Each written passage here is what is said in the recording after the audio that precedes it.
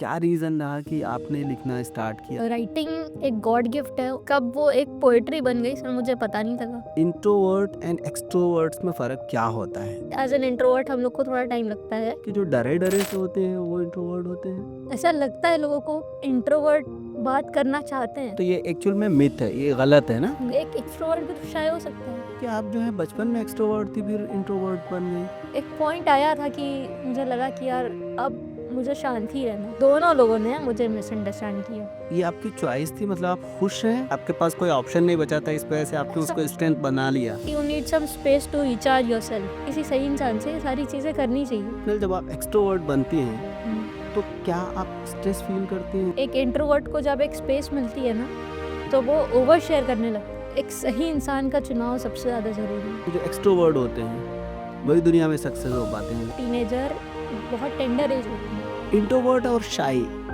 दोनों में कुछ फ़र्क होता है? कभी अपना ड्रीम और पैशन नहीं छोड़ना चाहिए। दोस्तों, आपने कभी तो नोटिस किया होगा कि ज़िंदगी में कुछ लोग बहुत ज़्यादा बोलते हैं और हर जगह अपनी ही सुनाने की कोशिश करते हैं। लेकिन इसके अलावा कुछ लोग ऐसे भी होते हैं जो ज़्यादा बोलते नहीं, मगर जब वो कुछ लिखते हैं या अपने दिल की बात करते हैं तो वो सीधा दिल तक पहुंच जाती है। आज हमारे साथ एक ऐसी ही यंग राइटर हैं जो स्पेशली इंट्रोवर्ट की उस खामोश दुनिया को अल्फाज देती हैं, जिस दुनिया में लोग कम बोलते हैं लेकिन बहुत गहराई से सोचते हैं और महसूस करते हैं।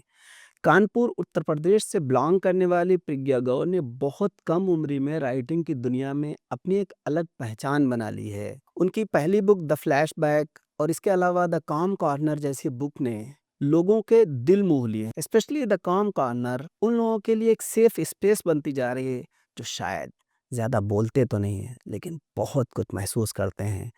आज हम प्रज्ञा से बात करेंगे उनकी राइटिंग जर्नी के बारे में। प्रज्ञा, बहुत-बहुत स्वागत है। Welcome to Zaki talks thank you so podcast. Much. Actual में सच बताऊँ, जब मैं आपकी बुक पढ़ना मैंने शुरू की, तो मुझे ऐसा फ़ील हुआ जैसे आप अपनी बात नहीं कर रही हैं बल्कि मेरी बात कर रहे हैं।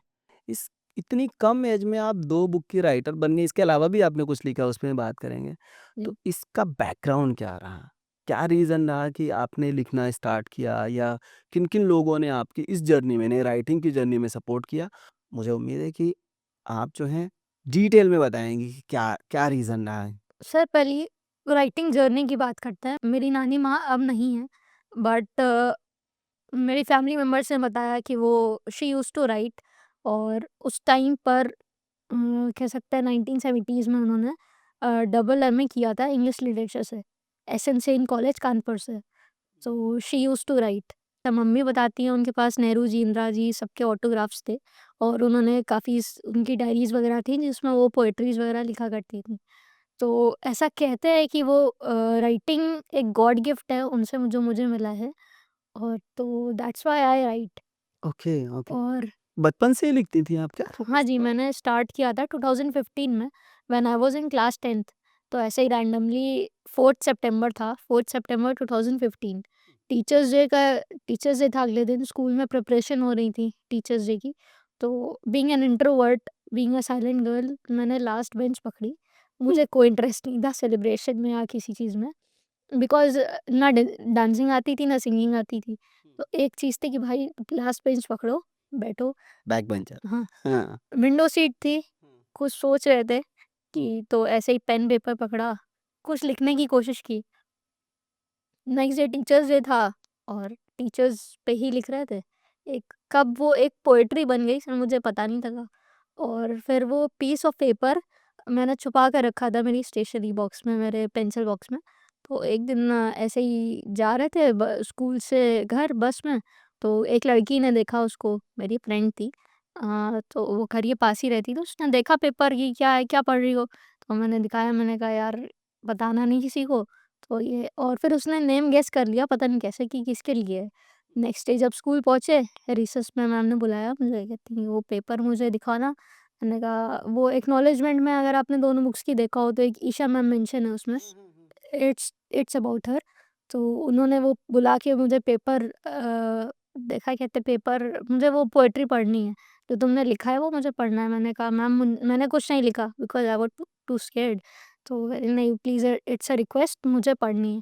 तो फिर मैंने उनको जैसे पेपर दिया, सर जब वो बुक पढ़ रही थी ना, जैसे आपने कहा कि मुझे बहुत ऐसा लगा कि मेरे लिए लिखा है, या आप बहुत इंटरेस्ट ले रहे थे, उन्होंने उस पोएट्री को इतने इंटरेस्ट से पढ़ा, ये सर मैं बता नहीं सकती। आज भी मुझे आफ्टर 10 इयर्स एक-एक मोमेंट याद है कि उन्होंने जिस तरह से उस पोएट्री को पढ़ा, उसके बाद she said thank you and उन्होंने हग करा मुझे। उस दिन लगा कि हाँ ठीक है, अब राइटिंग जर्नी में फ़ेम मनाना है। अरे भाई, आप तो इतना अच्छा लिखती हैं, मुझे ऐसा लग रहा था जैसे कोई बात कर रहा हो। काल्म कॉर्नर इसीलिए लिखी थी सर कि लोगों को लगे कि वो एक डायरी पढ़ रहे हैं। है ना? एक कन्वर्सेशन थी मेरी और रीडर के बीच में हुँ। कि एक रिलेटेबल स्टफ जो हर इंट्रोवर्ट उससे रिलेट कर सकता है। जैसे बहुत सारे लेटर्स है उसमें, जैसे डायरी है, सोलो डेट्स है। हुँ। लोग को लगता है कि अकेले क्यों जाएँ? अकेले कैसे जाएँगे? अब मोस्टली मैं 1 ईयर रही लखनऊ में। मैंने लखनऊ को जितना अकेले एक्सप्लोर किया है, उतना कभी नहीं किया। मेरा मैटर्नल फैमिली लखनऊ की ही है और मैंने कभी उसको आज तक इतना एक्सप्लोर नहीं किया, जितना मैंने अकेले उसको एक्सप्लोर किया है और मैंने बहुत एन्जॉय किया उसको। और वो जो आपने जो है ओल्ड चैट के बारे में लिखा है ना, जी। कि बहुत सारे लोग जो है पुराने जो चैट होते हैं, पुराने टेक्स्ट होते हैं वो पढ़ते हैं। वो भी हर इंसान मेरे ख़्याल से रिलेट करेगा। मैं अभी डिटेल में बात करूँगा, ठीक है? पहले मैं ये चाहता हूँ प्रज्ञा कि लोगों को पता चले, क्योंकि हमारे पास जो है ऑडियंस हर तरह के हैं, ठीक है? वेल एजुकेटेड भी हैं, लेकिन हर टाइप के लोग हैं, तो हम लोग इसको थोड़ा इंटरेस्टिंग और एक हिस्टोरिकल पॉडकास्ट बनाना चाहते हैं। तो एज़ अ ऑथर 2 बुक आपने लिख दी ऑलमोस्ट उसी टॉपिक से रिलेटेड। मैं चाहता हूँ कि आप थोड़ा-सा एक्सप्लेन करें हमारे ऑडियंस के लिए कि इंट्रोवर्ट एंड एक्सट्रोवर्ट्स में फ़र्क क्या होता है? सर इंट्रोवर्ट, जैसे अभी अगर आप नॉर्मल इंसान से कहेंगे कि ये इंट्रोवर्ट है, तो वो क्या अज़्यूम करेंगे? वो ये अज़्यूम करेंगे कि भाई ये इसको बात नहीं करनी है, इसको बात करनी ही नहीं आती है। हुँ, एक्सट्रोवर्ट वो होगा जैसे मेरी मम्मी है, मतलब अगर कंपेयर करें कि मेरी मम्मी मम्मी भी बहुत देखेंगी ये पॉडकास्ट? हाँ, नहीं, उनको पता है। अच्छा, मेरी मम्मी अगर किसी नए इंसान से मिलेंगी या किसी फैमिली मेंबर से भी मिलेंगी, वो बहुत बात करती हैं, बहुत। ओके। एंड पता नहीं इतने, और मुझे ऐसा एज़ एन इंट्रोवर्ट लगता है कि भाई इतने टॉपिक्स कहाँ से आ रहे हैं? इनको इतने टॉपिक्स मिलते कहाँ से हैं? वो चाहे किसी से कितने सालों बाद भी मिलें, वैसे ही बात करती हैं। और इंट्रोवर्ट, एज़ एन इंट्रोवर्ट हम लोग को थोड़ा टाइम लगता है, 5-10 मिनट या मिक्सअप होने में, या फ़ैमिलियर होने में। हाँ, हुँ, तो इंट्रोवर्ट्स कम बोलते हैं, बट वो शाय नहीं होते हैं। हुँ, इंट्रोवर्ट्स कह सकते हैं कि जैसे मैं हूँ, मुझे टाइम लगता है लोगों से फ़ैमिलियर होने में, लोगों के साथ मैच करने में या बॉन्ड बनाने में। बट अगर हम लोग बॉन्ड बनाते हैं किसी से, तो वो हमेशा के लिए होती है। ओके। मतलब आप ये कहना चाहिए इंट्रोवर्ट बोलते बात करते हैं, लेकिन उनको बात करने के लिए कोई रीज़न चाहिए, विदाउट रीज़न वो बात नहीं करेंगे ना, कोई रीज़न चाहिए। और एक्सट्रोवर्ट जो होता है, वो अपने एक्स कहीं भी बोलने लगेंगे, पता चले ट्रेन में जा रहे हैं, दोस्ती कर तेज़ बन ली, गए। हाँ, दोस्ती कर ली और फिर वो हल्के-हल्के उनकी ही सीट पे जो है सो भी गए, इतने होते हैं एक्सट्रोवर्ट। जी। अच्छा, मैं असल में लोग जो है कभी-कभार मिसअंडरस्टैंडिंग होती है, इंट्रोवर्ट को लोग ये समझते हैं कि टिमिड, सहमा-सहमा। क्या आप कह सकते हैं कि जो डरे-डरे से होते हैं वो इंट्रोवर्ट होते हैं? ऐसा नहीं है। डरे नहीं होते ना? ऐसा कुछ नहीं है। ऐसा लगता है लोगों को, हुँ, हो सकता है कि एज़ एन इंट्रोवर्ट हम लोग सेलेक्टिव होते हैं ओके। कि हमें किससे शेयर करना है, किससे नहीं करना है। हुँ, सपोज़ 2 लोग बैठे हैं, मैं दोनों को जानती हूँ, बट मेरी एक से बॉन्डिंग ज़्यादा है, एक से कम है। तो जिससे मेरी बॉन्डिंग ज़्यादा है, मैं उससे बातें ज़्यादा शेयर करूँगी ना। दूसरे को ये लगेगा कि यार वो मुझसे बात नहीं करती है, वो इंट्रोवर्ट है, वो पता नहीं क्या-क्या अपने अंदर रखती है, वो शेयर नहीं करती है अपनी चीज़ें। बट मुझे जहाँ कंफर्टेबल लगता है मैं वहाँ शेयर करती हूँ। ओके। तो ये लोग कंसेप्शन बना लेते हैं कि भाई वो इगोइस्टिक है, वो एटीट्यूड रहता है उसके अंदर। तो सेलेक्टिव होती है चीज़ें। हुँ, 2 लोग हैं, एक ज़्यादा इम्पोर्टेंट है, एक कम इम्पोर्टेंट है। ओके। कभी आपको भी ऐसा फ़ील हुआ कि आपके दोस्त या आपके जो कलीग्स वग़ैरह हों, उन्होंने आपको ये कहा हो कि अरे! इसके अंदर तो बहुत ईगो है, एटीट्यूड है, पता नहीं क्या समझती है अपने आप को। कभी ऐसा फ़ील हुआ आपको? जिन लोगों से कम बात करते हैं, उनको यही लगता है कि ये शांत है, ये बोलेगी ही नहीं। अज़्यूम कर लेते हैं कि हम लोग स्मॉल टॉक्स करेंगे। बट इंट्रोवर्ट अ, बात करना चाहते हैं, अच्छा। ये बहुत कम लोग समझ पाते हैं। तो आप बात कीजिए ना, ये तो बहुत इंटरेस्टिंग पॉडकास्ट होने वाली है। जी, जी, बताइए। हाँ। इंट्रोवर्ट्स बात करना चाहते हैं बट लोगों को लगता है कि इंट्रोवर्ट जो परसेप्शन बन गया है, जो पर्सनैलिटी बन गई है, वो ये बन गई है कि लोग शांत रहेंगे, बात नहीं करेंगे, अपना कोने में बैठेंगे आराम से। बट एक ग्रुप होता है ना, उस ग्रुप में हम लोग को भी इंक्लूड होना, हम लोग चाहते हैं कि लोग हमको इंक्लूड करें। बट अच्छा! हाँ, बट हम लोग कम बोलते हैं, एक्सप्रेस कम कर पाते हैं, इस वजह से लोग अज़्यूम कर लेते हैं कि हम लोग को लगने लगता है कि हम लोग आउट ऑफ द वर्ल्ड कहीं से आए हैं एंड हम लोग उनकी तरह बात नहीं कर पाएँगे। बट अगर आप टाइम में एक इंट्रोवर्ट को समझें, तो वो एक्सप्लेन करता है, एक्सप्रेस भी करता है एंड ऐसा नहीं है कि मेरे फ्रेंड्स नहीं हैं या हैंग आउट नहीं करते या घूमते नहीं हैं, सब करते हैं। आपके सामने एक इंट्रोवर्ट बैठ के बात कर रहा है, बात कर रहे हैं पॉडकास्ट ना? पे है, हाँ। तो introverts can speak, introverts can talk, but they need और someone who can understand them. Okay, उनको रीज़न चाहिए रहता है, बात करने की वजह हो, आप तो आप एकदम फ़ैमिलियर होके बात जी, कर रहे हैं और थोड़ा टाइम चाहिए रहता है ना? जी, तो ये जो लोगों का मिसकंसेप्शन है या सोसाइटी में जो लोग ये सोचते हैं इंट्रोवर्ट एकदम साइको टाइप के होते हैं, वो मिलना पसंद नहीं करते हैं, तो ये एक्चुअल में मिथ है, ये गलत है ना? गलत है। क्योंकि एक एक्स्ट्रोवर्ट भी तो शाय हो सकता है। हुँ, एक एक्स्ट्रोवर्ट अगर किसी एक स्ट्रेंजर से मिलेगा, तो वो भी 2 मिनट के लिए स्टेप बैक करेगा ना कि मैं एक स्ट्रेंजर से कैसे बात करूँ? हुँ। ये केवल एक इंट्रोवर्ट तो नहीं करता है शायद। अच्छा, ऐसा क्या पॉसिबल है कि एक इंट्रोवर्ट जो है मेहनत करके उस पे काम करके एक्सट्रोवर्ट बन सकता है? एक्स्ट्रोवर्ट बन सकता है। अभी जैसे मैं हूँ, मैंने जब फ्लैशबैक लिखी थी, उसके पहले आई वाज़ एन एक्सट्रीम इंट्रोवर्ट। मैं लिटरली बताऊँ मुझे बात करनी नहीं आती थी। लोग ऐसा कह सकते हैं हुँ, कि मुझे बात नहीं करनी आती थी, अगर मुझसे कोई बात कर रहा है तो मैं उस कन्वर्सेशन को टेक अप नहीं कर पाती थी या कह सकते हैं उस कन्वर्सेशन को कंटिन्यू नहीं कर पाती थी। मेरे पास वर्ड्स नहीं होते थे एक्सप्रेस करने के लिए। बट अभी वही चीज़ है ना कि 2 बुक्स लिख ली मैंने एंड इतने कहते हैं कि इस फ़ील्ड में अगर आते हैं, तो एक एक्स्ट्रोवर्ट बनना पड़ता है आपको अगर कनेक्शंस बनाने हैं, अपना नेटवर्क बनाना है, अपना बुक का प्रमोशन करना है या अपने वर्क्स का प्रमोशन करना है, तो you have to be an extrovert. अगर आप किसी से बात नहीं करेंगे, तो how will people know about you? Exactly. तो I became an extrovert, even kind आप ऑफ एन एक्स्ट्रोवर्ट। हाँ, इवन आपका जो टैलेंट है ऑब्वियसली जब अगर आप एक्सट्रोवर्ट नहीं बनेंगे, आप अभी कुछ स्कूल वाली बात कर रही थी, जी। कुछ कहीं आपको जो है स्पेशल सेशन लेने थे, तो वो बात बताइए बहुत इंटरेस्टिंग थी। एक्चुअली मैंने अभी किसी को अप्रोच किया था कि बिकॉज़ जो मेरी बुक है फ्लैशबैक लेटर्स टू फ्यूचर मी, ये टीनेजर्स के लिए और इंट्रोवर्ट्स के लिए, दोनों के लिए एक मोटिवेशन काइंड ऑफ थिंग है हुँ। कि तो मैंने सोचा था ऐसा कभी कि स्कूल्स में कभी सेशंस लेंगे और जो एज़ इंट्रोवर्ट लोग हैं जो जिनको लग मुझे ऐसा लगता है कि जिनको प्रॉब्लम होती होगी, जो एक्सप्रेस नहीं कर पाते, जिसकी वजह से उनकी स्टडीज़ हैम्पर होती हैं और थोड़ा मेंटल हेल्थ भी हैम्पर होती है। तो I talk to a friend who teachers in a school, he said कि you have to be an extrovert if you need to pitch your point to the principal. Exactly. मैंने मैंने बोला कि जब मैंने ऑफिस जॉइन किया था, तो I was an HR executive. तो being an HR executive, if you have a team and आपको अगर टीम से काम कराना है, तो you have to be friendly with them, you have to make bonds, you have to make chemistry कि लोग आपकी बात सुने। लोग आप केवल हमेशा काम की बात करते रहेंगे, तो एक पॉइंट आएगा कि आपकी इम्पोर्टेंस नहीं रहेगी। लोग कहेंगे यार हमेशा काम की बात करती है, हो सकता है वो आपका काम कभी ना भी करें। तो आपको एक फ्रेंडली नेचर रखना पड़ता है। एक एक तो वो नीड ऑफ एन आवर बन गई हुँ, कि मुझे अगर किसी को प्रेज़ेंट करना है, मुझे अगर पीपीटी बना के देनी है और मुझे यही नहीं पता है कि मुझे बोलना क्या है या मैं बोल ही नहीं पा रही हूँ, तो how will I express my point? How will I pitch my point to the manager और द ओनर?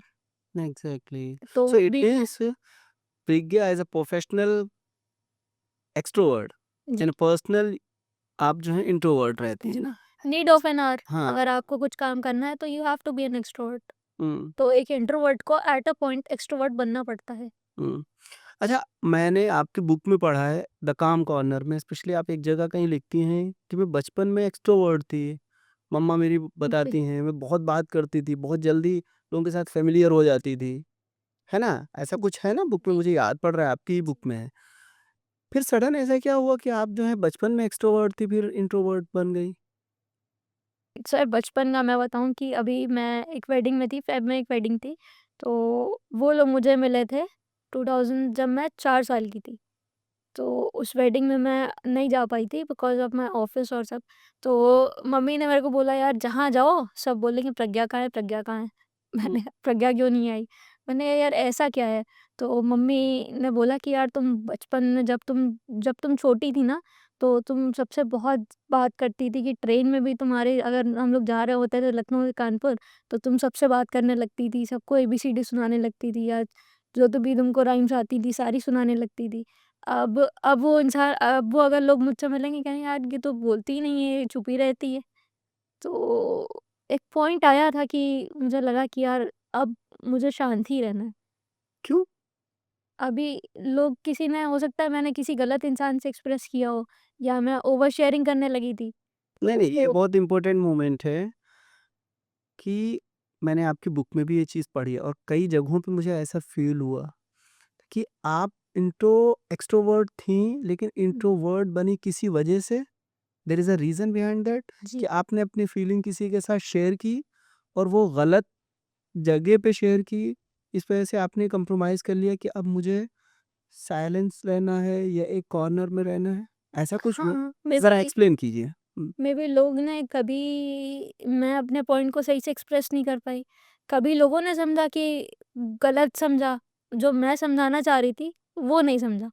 जैसे कह सकता है कि कभी suppose you want to talk to someone, फिर? ठीक है?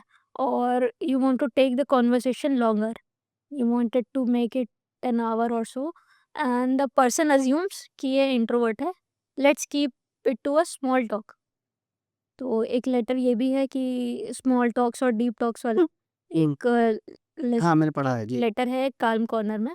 तो वो उसी पे बेस्ड है कि अगर मुझे लगा कि मुझे किसी के साथ कन्वर्सेशन करनी है, तो उन्होंने उसको कट शॉर्ट कर दिया और जिसको मेरे साथ लॉन्ग कन्वर्सेशन करनी थी, तो मैंने ये अज़्यूम कर लिया कि भाई ये भी यही समझेगा, तो मैंने अपनी कन्वर्सेशन को कट शॉर्ट कर दिया। तो दोनों लोगों ने मुझे मिसअंडरस्टैंड किया। ओके। जो बात करना चाहता था मैंने उससे करी नहीं और जो जिसको मुझे जिससे बात करनी थी, उसने मुझसे बात करी नहीं। तो ये सीन था तो मुझे लगा कि यार ठीक है, बस अब सेलेक्टिव रहना है। इंट्रोवर्ट मैं फुली इंट्रोवर्ट नहीं हूँ बट मैं सेलेक्टिव हूँ। ओके। नहीं, तो आप मुझे ये थोड़ा-सा बताइए कि ये जो मिसअंडरस्टैंडिंग हुई, जिन लोगों ने आपको समझा नहीं, उसकी वजह से आप अपने आप को आपने अलग कर लिया, ठीक है? तो ये आपकी चॉइस थी, मतलब आप खुश हैं या एक सज़ा के तौर पे कि यार लोग मुझे समझ ही नहीं रहे हैं, तो चलो ठीक है, मैं अपने आप को मैं साइड में कर खुश हूँ लेता हूँ। मैं खुश हूँ एक एक कॉर्नर पे। अभी अगर मैं खुश नहीं होती तो आपके सामने काल्म कॉर्नर नहीं होता। काल्म कॉर्नर अगर बुक आपके पास है, अगर उसको लोग पढ़ रहे हैं, तो it is because of my loneliness. मैंने लोनलीनेस लोनलीनेस नहीं कहेंगे उसको, मेरे शांत नेचर या जो भी मेरे अंदर जो भी मुझे मेरी लाइफ़ में इंसिडेंट्स हुए या लोगों ने मिसअंडरस्टैंड किया या मैंने लोगों को मिसअंडरस्टैंड किया, मेरी जो भी गलती थी, तो it's because of that thing, तो उसको मैं सज़ा नहीं लूँगी। It's my strength. That is your strength. Yes. कि आपके पास कोई ऑप्शन नहीं बचा था, इस वजह से आपने ऐसा उसको कुछ नहीं। स्ट्रेंथ बना लिया। ना, ना। ओके। मुझे अच्छा लगता है, मुझे कभी-कभी लगता है कि मतलब uh, literally you are feeling happy. हाँ, ओके। कभी-कभी ऐसा होता है ना कि you need some space to recharge yourself. एक ओके। लेटर ये भी था कि जब इंट्रोवर्ट्स बहुत ज़्यादा सोशलाइज़ कर लेते हैं, तो उनको थोड़ा-सा टाइम चाहिए होता है अपने साथ और कहता है कि मैंने कभी सुना है कि जब आप खुद से बात करने लगते हैं, तो आप चीज़ों को बेटर समझने लगते हैं और थोड़ा-सा आपका जो थिंकिंग है या माइंड प्रोसेस है, वो इम्प्रूव होने लगता है। हुँ। So अच्छा। that's what I did for with myself. Exactly. लोग बोलते हैं कि जो अकेले में लोग इंट्रोवर्ट किस्म के लोग जो होते हैं, आई मीन इंट्रोवर्ट पर्सनैलिटीज़ जब अकेले में होती हैं, तो अपने आप को अच्छे से रिचार्ज कर पाते हैं। जी। Is it true? Yes, it is true.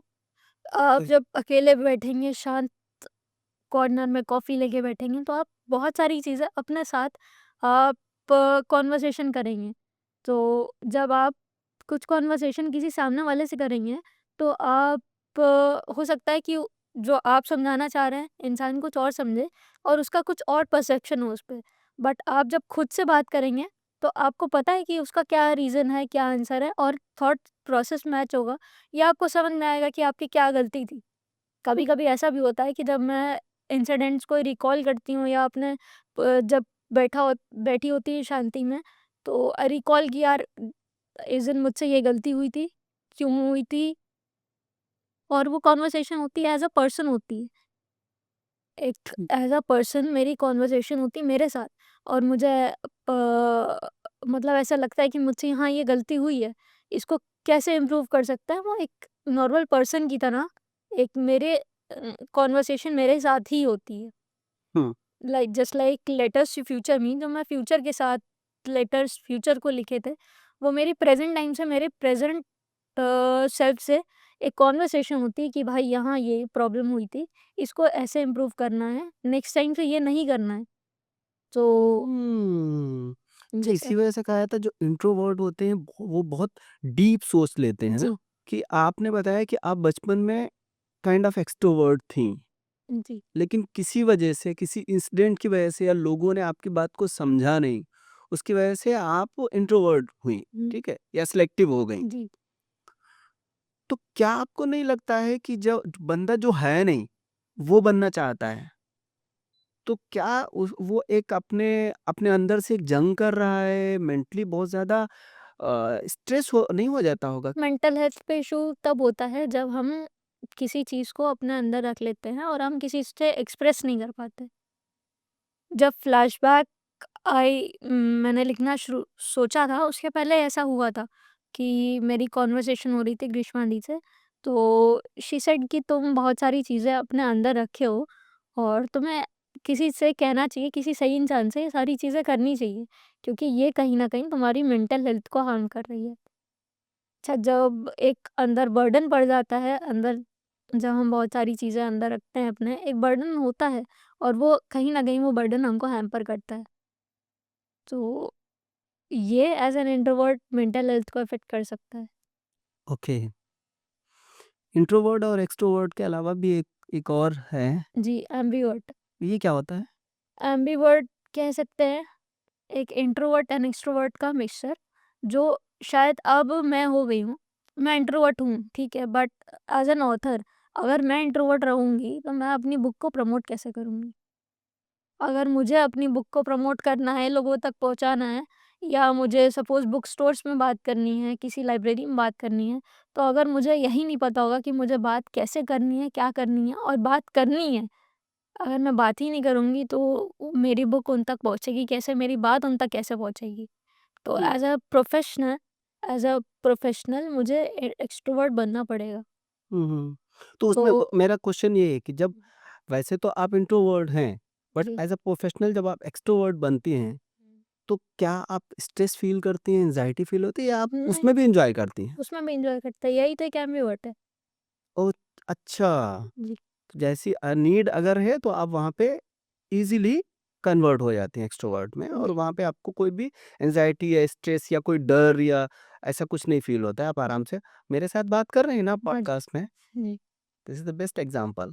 Mostly लोग बोलते हैं कि अगर आपके ऊपर कोई कुछ बर्डन है, आप हुँ, अपने बर्डन को हल्का करना चाहते हैं, तो लोग तुम बोलो, ज़्यादा से ज़्यादा बात करो, कहते हैं ना? आपके बुक में मुझे एक जगह ऐसा लगा कि आप कहना चाहती हैं कोई ज़रूरी नहीं है, बोल के ही अपना स्ट्रेस कम करो या अपने अपने बर्डन को कम करो। कि आप जब बोलना चाह रही थी लोगों ने सुना नहीं, अब आप जो है लोग सुनना चाहते हैं, अब आप बोलना नहीं चाहती तो खामोश रह कर के भी आप अपने बर्डन को कम कर रही हैं, जबकि पूरी दुनिया ये कहती है कि बोल के जो आपका दुःख है, गम है, दर्द है उसको कम करो। थोड़ा आप एक्सप्लेन करें। लिख कर भी कर सकते हैं। वो तो आपने किया है। जी, वो तो मैं जब पढ़ रहा था मुझे ऐसा लग रहा है जैसे मुझसे कोई बात कर रहा है। हाँ जी। ओके। तो ऐसा नहीं कि लोगों ने सुना नहीं। बहुत सारी एक इंट्रोवर्ट को जब एक स्पेस मिलती है ना, तो वो ओवर शेयर करने लगता है। ए वेरी इंपॉर्टेंट पॉइंट या एक इंट्रोवर्ट को जब स्पेस मिलती है, जब कोई चीज़ मिलती है, जब कोई सुनना चाहता है, उससे कहता है नहीं तुम बोलो, तुम एक्सप्रेस करो, तो वो ओवर शेयर करने लगता है। बहुत सारी ऐसी चीज़ें होती हैं जो उसको नहीं कहनी चाहिए, बट वो उस इंसान से कहने लगता है। तो ये भी कहीं न कहीं मेरे साथ तो नहीं हुआ है, but people can use those thing against you. कभी-कभी ऐसा होता है कि अगर आप किसी तो ऐसा नहीं है कि लोगों ने मुझे सुना नहीं। जिसने सुना वो शायद सही नहीं था, और जिसको मैं सही इंसान नहीं ढूँढ पाई, कह ओके। सकते हैं। हाँ, एक एक स्टेज पर अब ट्रस्ट इशू वगैरह का होता है ना? हाँ, अभी अभी वो स्टेज नहीं है, बट एक स्टेज थी कि जब मुझे मैं जिससे एक्सप्रेस करने लगी थी वो इंसान सही नहीं था। ओके। तो या आप गोया कि ये कहना चाहती हैं कि आपको ये सिलेक्ट करना होगा कि अपनी बात किससे कहें? ये जिससे कहना that is very important right? एक सही इंसान का चुनाव हमेशा कहते हैं कि ज़िंदगी के हर पड़ाव पे ज़रूरी होता है। अभी अभी जैसे मेरी स्टेज है कि I have to marry someone, family is looking for a groom, and वो चीज़ें एक एक स्टेज के बाद, एक एज के बाद होने लगती हैं। तो एक सही इंसान का चुनाव सबसे ज़्यादा ज़रूरी है। इंसान एक स्टेज पे आकर के अपने लिमिटेशन जो है फिक्स कर लेता है कि ये मेरी लिमिटेशन है। फिर वो हर बात पे या हर किसी की हाँ में हाँ जी नहीं करता है। तो फिर लोग उसके बारे में ये कहना शुरू करते हैं कि भई वो बंदा तो चेंज हो गया, बदल गया, जी, वो बंदा सेल्फिश हो गया। हाँ जी, ऐसा होता है? होता है सर। थोड़ा-सा बताइए क्या मेंटालिटी है? ये मेंटालिटी ऐसी है सर कि जैसे आप फ्रेंड सर्कल में हैं किसी, सपोज़, और एक एक टाइम है कि जब आप हर किसी को टाइम देते हैं, ठीक है? अभी किसी ने कहा कि यार 1 घंटे में निकलना है, आपने बोला कि ठीक है 1 घंटे में निकलते हैं। फिर किसी ने बोला नहीं, अर्जेंट प्लान कैंसल हो गया। कोई बात नहीं भाई, कोई दिक्कत नहीं है। बट एक एक टाइम पर आपको लगने लगता है कि नहीं, हमारी इम्पोर्टेंस कम हो गई है। इसको ऐसा लगता है, लोग ऐसा अज़्यूम करने लगते हैं कि भाई ये फ्री है, इसको जब बोलो चलेगा, इसको जब बोलो प्लान कैंसल है, ये मान जाएगा। तो ऐसा होता है कि लोग ऐसा अज़्यूम करने लगते हैं, और कभी-कभी ऐसा होता है कि आप सिचुएशन ऐसी बन जाती है कि लोगों को नहीं मालूम होता है। बहुत सारी चीज़ें ऐसी बैकग्राउंड में चलती हैं कि लोगों को सिचुएशन नहीं मालूम होती है, बट ये होता है कभी आपकी रिस्पॉन्सिबिलिटी बढ़ जाती है। तो आपके पास एक एक आप बाउंड्री सेट कर लेते हैं कि भाई अगर कोई अर्जेंट बोलता है, तो मैं नहीं जा पाऊँगा। हुँ।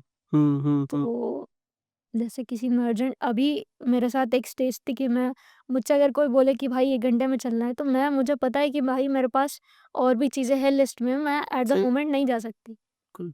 तो फिर लोगों को लगने लगता है कि भाई इसका मतलब निकल गया, तो इसने रास्ता अलग कर लिया। मिसअंडरस्टैंडिंग लोग जो है बहुत जल्दी पाल लेते हैं। जी, अच्छा लोगों में मतलब हमारे सोसाइटी में ये बहुत ज़्यादा जो है लोग सोचते हैं कि जो एक्सट्रोवर्ट होते हैं वही दुनिया में सक्सेस हो पाते हैं। ज़रा उनके बारे में आप कुछ मैसेज दीजिए। अब 2 बुक की इस कम एज में जो है आप राइटर बन गए हैं, मुझे उम्मीद है कि लोग समझने की कोशिश करेंगे। सिर्फ़ एक्सट्रोवर्ट ही सक्सेसफुल पर्सनैलिटी नहीं बन सकते हैं। ऐसा नहीं है। सर अगर आप हुँ, जिन 80% इसको कह सकते हैं सही है, क्योंकि अब एज़ एन स्टेज मैं मानती हूँ कि ये कहीं न कहीं सही है। क्योंकि जब मैंने बुक लिखी थी, तो अगर मैं इंट्रोवर्ट होती, तो मैं पब्लिशर को रीच कैसे करती? वो डॉक्यूमेंट मेरे लैपटॉप में ही रहता। अगर मैं एक्सट्रोवर्ट नहीं होती, तो वो पेपर मेरे बॉक्स से निकलता कैसे? और वो लड़की उसको पढ़ती कैसे? वो लड़की लड़की अगर उसको पढ़ती नहीं, अगर मैम तक वो पहुँचाती नहीं, तो आज शायद ये यहाँ मैं तो नहीं होती, 110%। अगर अगर मैं एक एक्सट्रोवर्ट बनने की मैं नहीं सोचती, तो मेरी ग्रीष्मा दीदी से बॉन्डिंग नहीं होती। ये फ्लैशबैक का जो थीम था, ये आता नहीं कहीं से, और शायद अगर मैं कभी लिख भी रही होती, तो वो लैपटॉप के अंदर ही होता। अगर मुझे अगर मुझे सपोज़ बुक पब्लिशिंग की ही बात करते हैं, तो अगर एज़ वो लैपटॉप से जो डॉक्यूमेंट था, उसको बाहर लाने में मुझे पब्लिशर से बात तो करनी थी। सही। आपको 10 पब्लिशर से बात करनी पड़ेगी, उसमें सेलेक्ट करना पड़ेगा कौन-सा आपके बजट सूट कर रहा है, या कौन-सा आपको सर्विसेज़ अच्छी दे रहा है। तो और कुछ कनेक्शंस निकालने पड़ेंगे। तो आपको एक्सप्रेस करना पड़ेगा, आपको एक्स्ट्रोवर्ट बनना पड़ेगा। हुँ, अगर मुझे सपोज़ बुक पब्लिश हो गई, ठीक है? वो अमेज़न पर है, सब जगह है। आप सोशल मीडिया का यूज़ कर रहे हैं प्रमोट करना है, बट आपको वर्ड ऑफ माउथ भी तो चाहिए होगा। सही। For that word of mouth आपको एक्स्ट्रोवर्ट बनना पड़ेगा। ओके। सपोज़ कहीं फेयर्स लग रहा है, अभी मैं इतनी बड़ी ऑथर तो नहीं हूँ कि लोग मुझे अप्रोच करेंगे। नहीं, नहीं, आप हल्के में क्यों, मुझे तो बहुत अच्छा लगा। मैंने ज़्यादा फ्लैशबैक जो है नहीं पढ़ी। आप उसके बारे में बताइए, उसकी इम्पोर्टेंस क्या है? क्योंकि मैं द काम कॉर्नर के बारे में बता सकता हूँ। आप उस बताइए, क्या आप बहुत ज़्यादा उसके बारे में बात कर रहे हैं? क्यों लोग उस बुक को पढ़ें? स्पेशली टीनेजर्स की बात। फ्लैशबैक लिटरली मैं कह सकती हूँ कि टीनेजर्स को ज़रूर पढ़नी चाहिए। क्यों? एज़ अ टीनेजर, क्योंकि मम्मी कहती थी कि टीनेजर बहुत टेंडर एज होती है। इसी एज में बच्चे बनते हैं और बिगड़ते हैं। बिल्कुल सही। बिगड़ते बिगड़ते कैसे हैं कि उनको ये पता होना चाहिए कि उनका फ्रेंड सर्कल कैसा होता है। फ्रेंड सर्कल फ्रेंड सर्कल आपको सेलेक्ट करना पड़ेगा। आप जैसे लोगों के साथ रहेंगे, आप वैसे बनेंगे। अगर आप गलत संगत में पड़ गए, तो आपको पीयर प्रेशर में आकर वो सारी चीज़ें करनी पड़ेगी जो बाकी लोग करते हैं। जैसे मैंने बताया, बंक्स हो गए और कोचिंग बंक करके आप कहीं घूम रहे हैं, कुछ कर रहे हैं। ये सारी चीज़ें एज़ अ टीनेजर आपको जितनी जल्दी आप समझ सको, वही एज होती है सर, 7-8 साल, जो वही एज होती है जहाँ बच्चे बनते हैं और बिगड़ते हैं, जहाँ आपका फ्यूचर डिसाइड होता है। ऐसा नहीं है कि मैं कहूँगी कि college bunks sorry coaching bunks गलत होते हैं। फ्रेंड्स के साथ भी टाइम स्पेंड करना चाहिए। हुँ। आपको वो लाइफ एन्जॉय करनी चाहिए। आपको बुकवर्म नहीं बनना है। आपको हमेशा पढ़ते नहीं रहना है। बट आपको वो पता होना चाहिए कि आपको कब पढ़ना है, कब एन्जॉय करना है सही। और किसके साथ एन्जॉय करना है। अच्छा, थोड़ा-सा ये बताइए कि इंट्रोवर्ट और शाई दोनों में कुछ फ़र्क होता है? इंट्रोवर्ट और शाय शाई में फ़र्क होता है। अगर इंट्रोवर्ट को आपसे बात करना अच्छा लगता है, तो वो बात करेगा। अगर आपके सामने एक एक्सट्रीम स्ट्रेंजर आके बैठ जाए 2 मिनट के लिए, आप एक्स्ट्रोवर्ट हैं, आप उसके बारे में कुछ नहीं जानते हैं, तो आपको थोड़ा टाइम लगेगा उसको जानने के लिए, उससे बात करने के लिए। आप एट एट द मोमेंट अगर मेरे सामने आके कोई इंसान बैठा, मैं उससे रैंडम बात नहीं कर पाऊँगी, मुझे थोड़ा टाइम चाहिए। तो एज़ एक एक्स्ट्रोवर्ट भी शाय हो सकता है, हुँ। एक ओके। एक्स्ट्रोवर्ट भी 5 मिनट के लिए शाय हो सकता है। तो मतलब introvert and shyness is totally different thing, right? Different होता है। इंट्रोवर्ट बात कम कर पाते हैं, but they are not shy. Okay. मतलब बात कम करते हैं लेकिन वो लोग शाई नहीं होते। हाँ, उनको बात ठीक है। करनी होती है, हुँ। बट थोड़ा टाइम और अंडरस्टैंडिंग चाहिए होता है। अरे हाँ, मुझे वो बताइए, आपकी बुक में जब पढ़ रहा था, तो उसमें ये ओल्ड चैट जो है उसके बारे में एक चैप्टर है ना, हाँ, एक लेटर है। थोड़ा बताइए क्या उसका है? ओल्ड मैं बहुत एन्जॉय कर रहा था वो पढ़ता वो लेटर। ओल्ड चैट का ये सीन है सर, जैसे कभी कुछ लोग होता है कि उनके मोबाइल में कोई चैट नहीं मिलेगी आपको। कुछ लोग होते हैं जैसे आपके लाइफ में कोई इंसान है, आपके लिए बहुत ज़्यादा इम्पोर्टेंट है। बट आपके पास कहते हैं ना, कभी-कभी लोग गैलरी भी स्क्रॉल करते हैं, पुरानी पिक्चर्स देखने लगते हैं। हुँ, मैं खुद। कभी कभी वही चीज़ है सर चैट्स के साथ भी। कभी इंसान है कोई आपकी लाइफ में, ठीक है? बहुत ज़्यादा इम्पोर्टेंट है, एक टाइम फ्रेंड्स ही ले लेते हैं। स्कूल फ्रेंड है मेरी, कॉलेज फ्रेंड थी, बेस्ट फ्रेंड थी उस टाइम पर। हमारी बहुत सारी मेमोरीज़ थी, सब कुछ बात-वात होती थी। फिर जब हमारा कॉलेज खत्म हुआ, हमारे रास्ते अलग हुए, दोनों की रिस्पॉन्सिबिलिटीज़ अलग हुई। आज कोई बातचीत नहीं होती है। तो जब एक पॉइंट आता है कि आई स्टार्ट मिसिंग हर, या मेरी लाइफ में वो नहीं है, तो जब मुझे लगता है कि एक स्टेज कि यार उसको इस टाइम पे होना चाहिए था मेरे साथ, तो I start scrolling the chats. मैं अच्छा, गैलरी बस देखती स्क्रॉल हूँ, करती चली जाती हैं। चैट्स पढ़ते हैं कि यार वो भी एक टाइम था जिसको हम लोग एन्जॉय करते थे। हाँ, हाँ, हाँ, हाँ। जैसे ग्रीष्मा दीदी थी, एक एक टाइम पर हमारी कोई बातचीत नहीं होती थी, हुँ। तो अभी भी नहीं होती है, जैसे पहले होती थी। तो अभी भी वो कन्वर्सेशन नहीं होती हमारे बीच, बट कभी अगर ऐसा लगता है कि यार मेरे इस लाइफ में मैं कभी एक प्रॉब्लम में होती हूँ या एक सिचुएशन में होती हूँ, तो ये सोचती हूँ कि अगर ग्रीष्मा दीदी होती तो वो क्या कहती इस पर। हुँ, तो कभी ये वेव्स आती हैं, आई स्टार्ट मिसिंग हर, तो बस चैट स्क्रॉल होती है। हुँ। और जब हमारी बात होती थी, तो वो ये कहती थी कि यार कुकू, एक जो Kuku, Kuku? She used to call me that, okay, okay, मेरा ठीक, निकनेम था। ठीक है, हाँ। तो वो बोलती थी कि वो एक कॉपीराइट है उस नेम का, वो मुझे कुकू ही बोलती हैं और वही बोल सकती हैं। तो अच्छा! हाँ, अरे वाह! इंटरेस्टिंग। उसका भी कॉपीराइट है। हाँ, तो वो एक कहती थी कि यार तू फर्स्ट चार्ट देख और अब अपनी जो चार्ट है वो देख। उन दोनों में बहुत डिफरेंस था सर। मैं जब उनसे मिली थी तो मैं एक्सट्रीम इंट्रोवर्ट थी और अभी मैं एज़ एन एक्सट्रोवर्ट उनसे बात कर पाती हूँ। एग्ज़ैक्टली मैं यही सुनना चाह रहा था। हाँ, क्या फ़र्क उन्होंने फ़ील किया कि जो जी। पहले आप बात करती थी, उसमें और बाद में बहुत फ़र्क आया ना? बहुत फ़र्क है। और लोग वहीं पे मिस कर जाते हैं ना? एग्ज़ैक्ट लोग समझ नहीं पाते। समझ नहीं पाते हैं। लोगों को लगता है कि यार ये बात करेगी ही नहीं या एक परसेप्शन बन जाता है कि भाई ये लोग उस चीज़ तक नहीं पहुँच पाते कि यार हमको भी शेयर करना है। ग्रीष्मा दीदी ने एक चीज़ ऐसी यूज़ करी कि उन्होंने उस बर्डन को कम करने में हेल्प करी और आज मैं अगर 10 स्ट्रेंजर से बात कर पाती हूँ तो it's just because of her. हम लोग कभी मिले नहीं एक-दूसरे से, कभी वीडियो कॉल नहीं हुई, कभी अ, आमने-सामने भी नहीं है।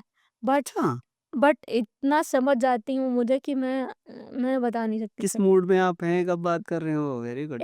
एक हाय से समझ जाते हैं कि आज मूड कैसा है अच्छा, ग्रेट।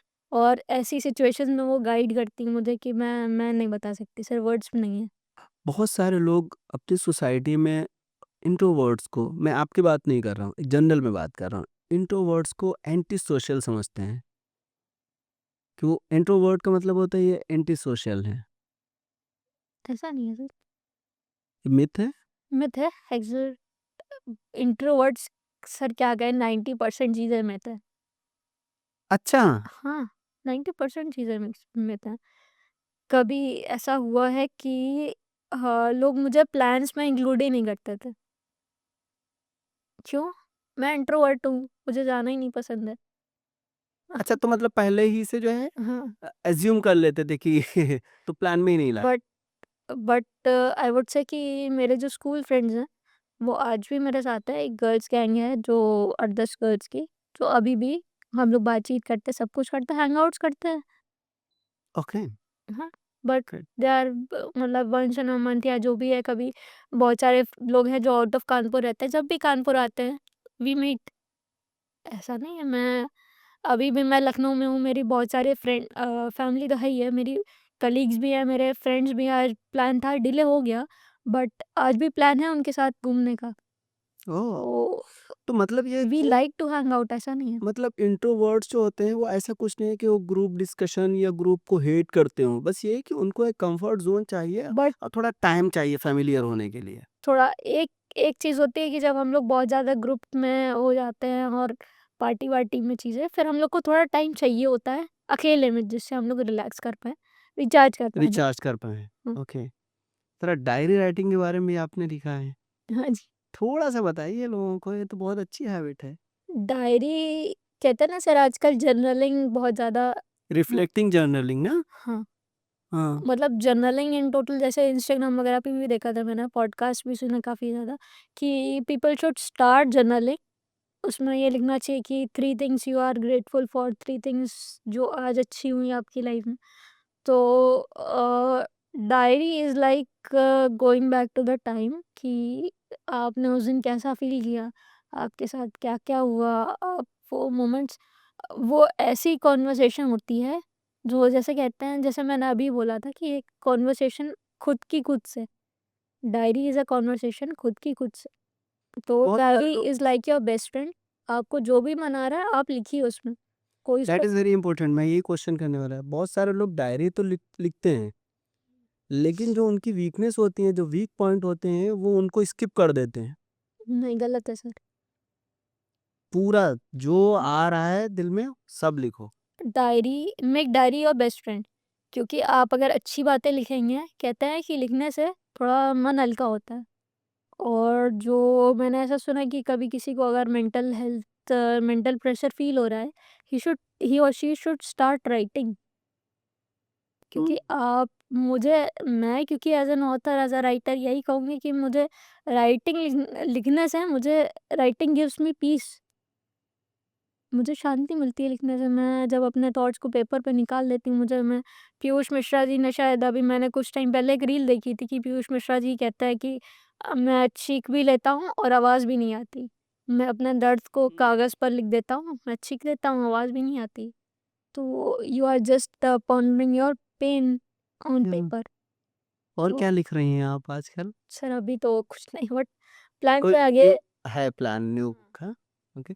इसके अलावा आपने the ocean of poetry something और भी कुछ बुक्स हैं आप कंपाइलेशन है सर, वो कंपाइलेशन? अच्छा। एंथोलॉजी है। मैंने जब writing journey in printing start करी थी, तो I started with anthologies. Anthologies collection होता है डिफरेंट राइटर्स का, जो एक बुक में वो कंपाइल कर देते हैं। हाँ, तो कंपाइलेशन ठीक है। पहले मेरे पास बहुत पहले 2019 में यॉरकोट पे मैं लिखती थी, तो उस पे मेरे पास एक मैसेज आया, if you want to get published DM. मैंने कहा ठीक है, देखते हैं। बहुत सारे मैंने पहले सुना था कि बहुत सारे स्कैम्स होते हैं इसमें, और लोग राइटअप्स चुरा लेते हैं या जो भी, ऐसा चीज़ें सुनी थी मैंने। तो मैंने कहा कोई एक राइटअप लेके क्या कर लेगा, भेज देते हैं। और जनवरी 2019 में मेरी एक पोएट्री पब्लिश हुई थी, जो मैंने मेरी सिस्टर पे लिखी थी, वो बुक में पब्लिश हुई थी। मैंने बहुत सारे, कभी कभी बचपन में सुना था कि लोग राइटअप आप एज अ राइटर तभी बन पाते हैं जब आप कहीं पब्लिश्ड हो जाएं, एक प्लेटफॉर्म मिल जाए चीज़ों को। तो राइटिंग का प्लेटफॉर्म वही था, बुक्स। हुँ, तो मैं जब मुझे ये डीएम आया कि क्योंकि राइटिंग में कुछ है नहीं को फैमिली में, एनिमा थी बट शी इज़ नो मोर। तो ऐसा कुछ मुझे लगा नहीं कि मुझे किससे सजेशन लूँ या क्या करूँ। तो मैंने कहा यार भेज के देखते हैं क्या हो जाएगा। तो एक फिर जनवरी 19 में वो बुक, आई गेस जनवरी नहीं, मार्च या अप्रैल में मेरे पास वो बुक आ गई थी जिसमें मेरा राइटर पब्लिश था। अच्छा मतलब 6-7 साल पहले की बात है। हाँ, तो उस वक़्त क्या 2019। मतलब मुझे पूछना नहीं चाहिए क्या एज रही होगी उस टाइम? उस टाइम सर मैं कॉलेज मेरा स्टार्ट ही हुआ था। कॉलेज स्टार्ट हुआ था उस टाइम में ही? हाँ जी। ग्रेट। तो वहाँ से फिर मुझे, कहते हैं ना कि आप एक चीज़ में अगर एक फ़ील्ड में अच्छा करने लगो तो आपके टचेस बनने लगते हैं। लोग मुझे अप्रोच करने लगे कि आपकी ये मैं एंथोलॉजी मैंने स्टार्ट करी है, आप इसमें अपना राइटअप दीजिए। वो राइटअप हम लोग पब्लिश करेंगे। हाँ, 3 मोस्टली से वैसे ही होता है। हाँ। अभी जैसे जब हमने स्टार्ट किए थे ज़की टॉक्स, ठीक है, पॉडकास्ट, तो लोगों को पता नहीं था। मैं खुद कॉल करता था कि भई हमारे यहाँ आकर के पॉडकास्ट कर लो, लोग रेडी ही नहीं होते थे। हुँ, अभी ये है कि रोज़ाना 3-4 कॉल क आती हैं कि मुझे आपके साथ पॉडकास्ट करना है, तो ये एक नेचर है यार चीज़ का। Okay fine. थोड़ा मेरा ये पर्सनल क्वेश्चन है और मैं चाहता हूँ कि मैं आप ऑडियंस को बताएँ ये चीज़ हमारे चैनल के थ्रू, क्योंकि मैंने आपकी बुक पढ़ते हुए बहुत एन्जॉय किया। तो आप हमारे ऑडियंस को बताइए कि आपकी दोनों बुक क्यों पढ़ें? क्या रीज़न है? फ्लैशबैक का मैंने बताया ही हाँ, कि द कॉम कॉर्नर के बारे में? हाँ, कान कॉर्नर एक ऐसी बुक है कि जब मैंने इसको लिखा था, मैंने अभी 25 में ही इसको, मैंने 23 में स्टार्ट किया था इसको drafting. But because of some reason मुझे कुछ टाइम तक वो राइटिंग फ़ील्ड छोड़नी पड़ी थी। मैंने 2 साल तक कुछ नहीं लिखा था। फिर एक मोमेंट ऐसा आया कि आई थॉट कि एक कमबैक करना चाहिए। राइटिंग के बिना लाइफ़ इनकम्प्लीट लग रही है और ऐसा कुछ इंटरेस्टिंग में नहीं हो रहा लाइफ़ में, तो आई शुड कम बैक। तो काल्म कॉर्नर एक कमबैक थी। और उस टाइम पे मुझे ऐसा लगा कि भाई मुझे कोई ज्ञान-व्यान नहीं देना किसी को, हुँ। मुझे किसी को मोटिवेट नहीं करना। हाँ, एक एग्ज़ैक्टली एक वो फ़ील होता है। हाँ, एक हाँ। एक सेफ स्पेस बनानी है हाँ, जिससे लोग रिलेट कर पाएँ।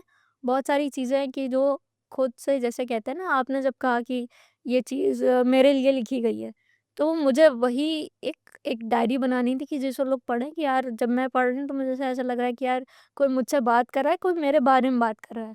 तो वो मुझे एक सेफ स्पेस बनानी थी इंट्रोवर्ट्स के लिए, कि जिनको लगता है कि यार मेरी लाइफ़ बहुत बोरिंग है, मेरी लाइफ़ में कोई फ़न नहीं है, मेरे कोई फ्रेंड्स नहीं हैं, मुझसे कोई बात नहीं करना चाहता।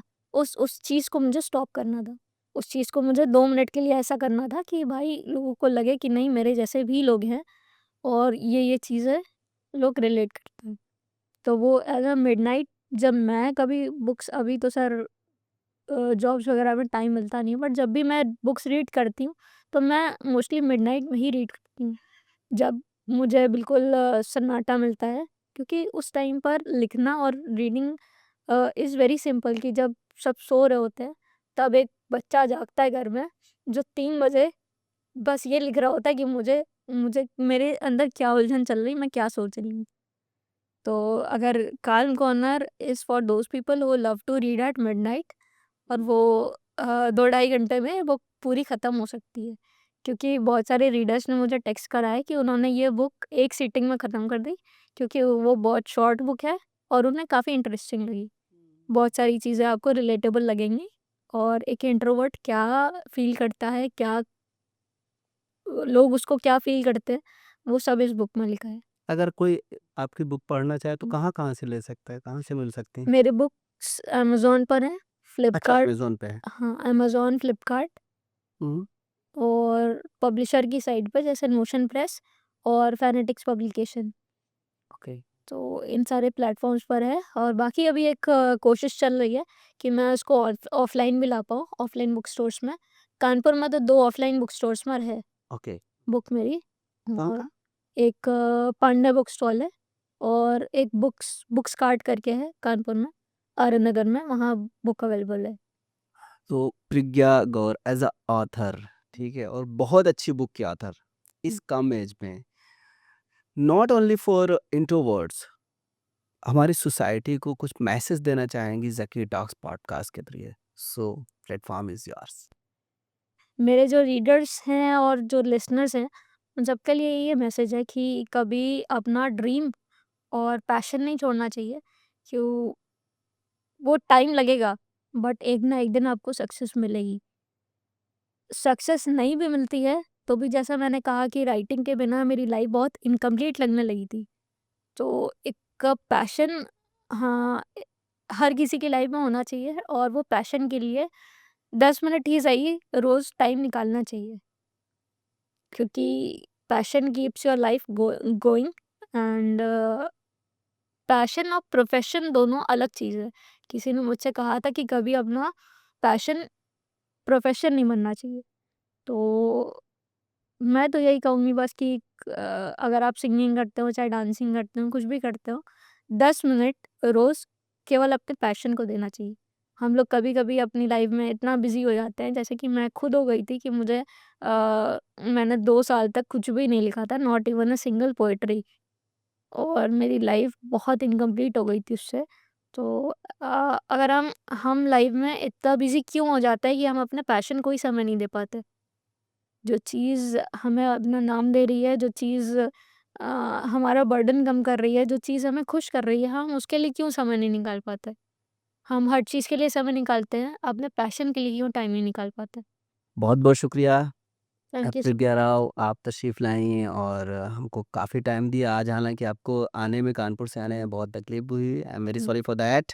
ऑडियंस, ये बहुत ही इम्पोर्टेंट पॉडकास्ट थी और स्पेशली एक इंट्रोवर्ट पर्सनैलिटी ने जो इंट्रोवर्ट लोगों के लिए बुक लिखी है, ठीक है? इस कम एज में जो लोगों की फीलिंग को समझ सकते हैं, टीनेजर्स की फीलिंग को समझ सकती हैं, इस वजह say that is very important podcast for everyone.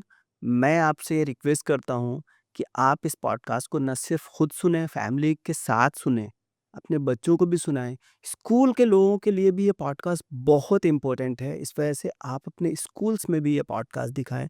उम्मीद है कि फ़ायदा होगा और अगर आपको ये पॉडकास्ट अच्छी लगी हो, तो आप अपने दोस्तों के साथ शेयर करें। ज़की टॉक्स को सब्सक्राइब करना बिल्कुल ना भूलें। लाइक बटन इसीलिए होता है कि उसको प्रेस कर दें। Thank you so much.